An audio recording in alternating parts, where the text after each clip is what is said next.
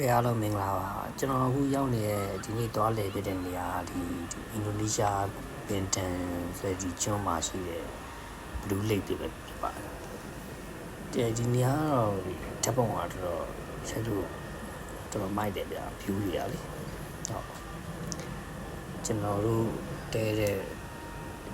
resort အနေဆိုရင်ဒီကိုကျွန်တော်တနာရီ45မိနစ်လောက်လာတယ်ဒါပြီးရင်ကျွန်တော်တဲတဲ့ resort ကျွန်တော်သွားတယ်ကျွန်တော်လိုက်ပြမယ်နော်ဟုတ်ပြီးတော့ဒီမှာ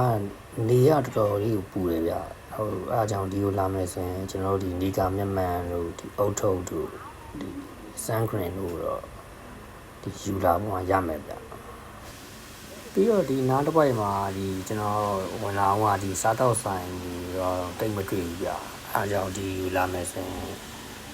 အပြင်ကနေဝယ်လာတာနည်းနည်းပို့ပြီးတော့အဆင်ပြေမှာဗျဒီနေရာတော့ရာသီဥတုတော့တော်တော်လေးတော့ပူတယ်ဒါပေမဲ့ဓာတ်ပုံရိုက်မယ်ဆိုတော့ဒီ view လေးအရင်ကောင်းတယ်ပေါ့